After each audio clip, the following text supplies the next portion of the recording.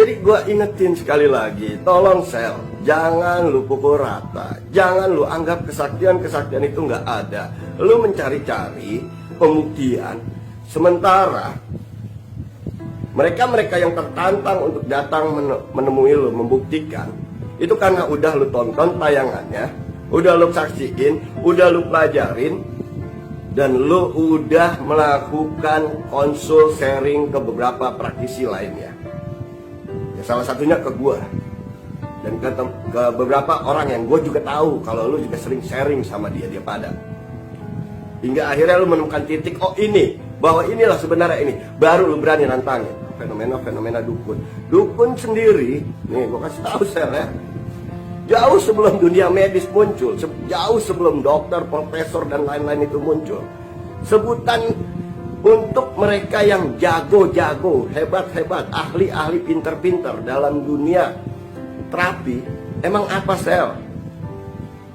Dukun adalah sebutan tradisional. Sama seperti halnya kesaktian. Dan ini gua anggap tolong buat mereka semua yang menantang untuk membuktikan kesaktian dengan iming-iming hadiah. Ini tolong. Karomah, mukjizat, maunah, dan kesaktian itu pada dasarnya adalah sama. Cuma yang membedakan adalah apa? Mukjizat diberikan kepada para rasul, karomah diberikan kepada para wali. Dan buat orang-orang yang biasa, bukan wali, bukan rasul, itu disebutnya maunah, pertolongan Allah yang justru menimbulkan efek ajaib luar biasa.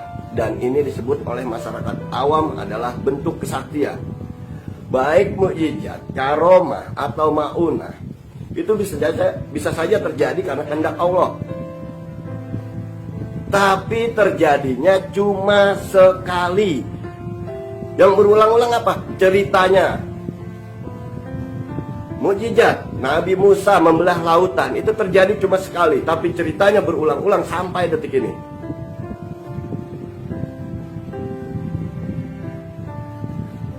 Karomah, di saat Sunan Kalijaga hendak berguru, di mana buah apa itu ya? Buah pinang diubah menjadi emas. Dan itu akhirnya yang membuat Sunan Kalijaga tersadar. Tapi itu juga cuma sekali. Enggak setiap ketemu pohon pinang diketok jadi emas, diketok jadi emas. Ini karomah. Maunah juga sama, dan ini sering ditemui oleh para praktisi, para terapis, khususnya di Indonesia ya. Di mana mereka menemukan keajaiban-keajaiban saat menangani kliennya, menangani pasiennya, muncul keajaiban-keajaiban.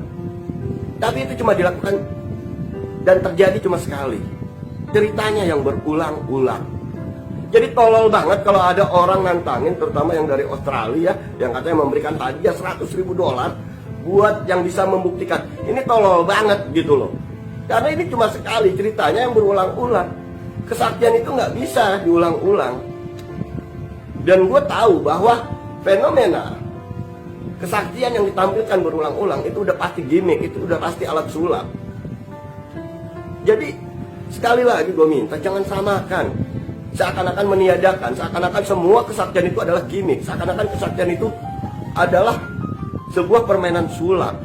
Enggak. Ini ada benar-benar, karena kita yakinilah sebagai umat beragama bahwa masih ada kehendak Allah. Allah yang maha berkuasa bisa menjadikan apapun seketika. Kun fayakun, jadilah maka jadilah iya. Gue bakar rokok dulu ya, ada emosi.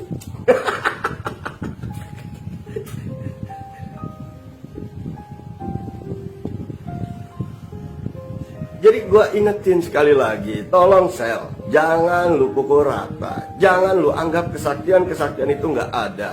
Lu mencari-cari pembuktian, sementara mereka yang tertantang untuk datang menemui lu, membuktikan, itu karena udah lu tonton tayangannya, udah lu saksiin, udah lu pelajarin, dan lu udah melakukan konsul sharing ke beberapa praktisi lainnya. Salah satunya ke gue. Dan ke beberapa orang yang gue juga tahu kalau lu juga sering sharing sama dia pada. Hingga akhirnya lu menemukan titik, oh ini, bahwa inilah sebenarnya ini. Baru lu berani nantangin. Andai kata tantangan yang lu buat tanpa lu lihat dulu tontonannya, tanpa lu simak dulu tayangannya, apakah lu bisa membedahnya, Sel? Gue pribadi kadang tertarik, Sel, buat nantang lu.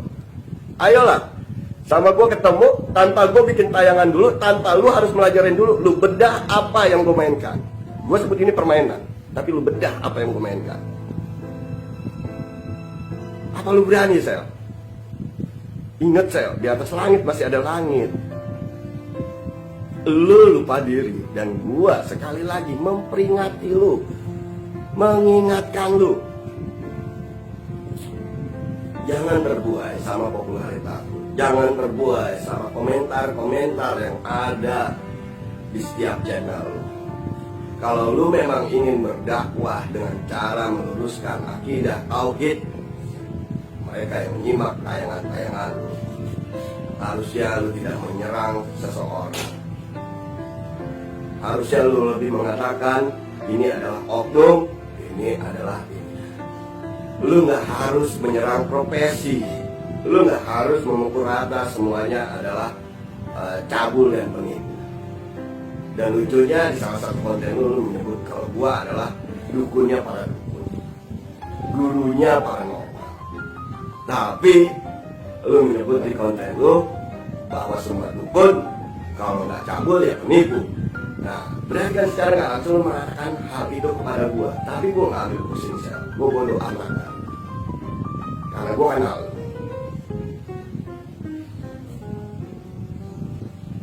Cuma kali ini gue harus berkomentar.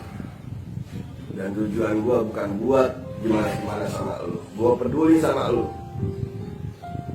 Dari titik 0 sampai titik saat ini, perjuangan lu gak sedikit.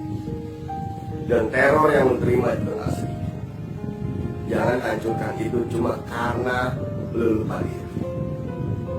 Perbaiki kata-kata lu. Lebih beretika dalam setiap membuat konten lu. Dan pastinya selalu jaga adab lu.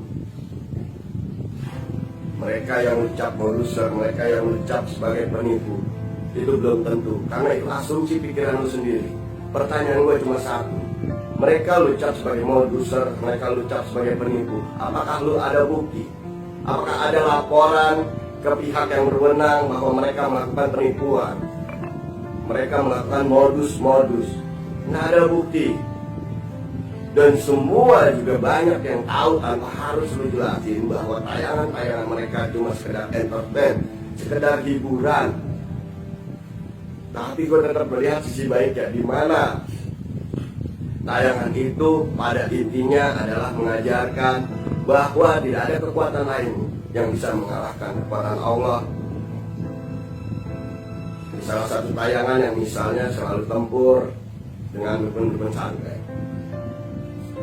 Jadi mau sakti apapun, sehebat apapun ilmunya, saat bertemu dengan ilmu Allah, itu tidak akan bisa dikalahkan ilmu Allah. Ini pesan terselubung yang gue tangkap dalam setiap konten yang ada. Jadi pada intinya, justru mereka secara nggak langsung meluruskan, mengirim pesan terselubung yang direpetisi berulang kali hingga akhirnya, insya Allah bakal banyak yang menyimak ini karena menerima repetisi-repetisi bahwa ilmu Allah itu luar biasa. Akhirnya bakal banyak yang lebih mantap keyakinannya. Tapi gue justru malah berpikir, saat lo dengan tayangan-tayangan lo yang menampilkan ini trik, ini trik, ini trik, ini trik, itu repetisi tentang trik gitu, akhirnya bakal banyak yang paham tentang trik. Taruhlah subscriber lo 1 juta sekian, penduduk Indonesia berapa juta, dan apa lu bisa jamin semua subscriber lu itu bakal jadi orang yang benar? Belum tentu. Bisa aja dari sekian banyak subscriber lu, justru para pemain, justru para produser, justru para penipu yang coba belajar tentang trik-trik yang lewat konten-konten lu. Jadi jangan pernah merasa diri paling benar, jangan pernah merasa diri paling hebat. Sekali lagi gue sampein, Dan kalau lu nggak terima sama ocehan gua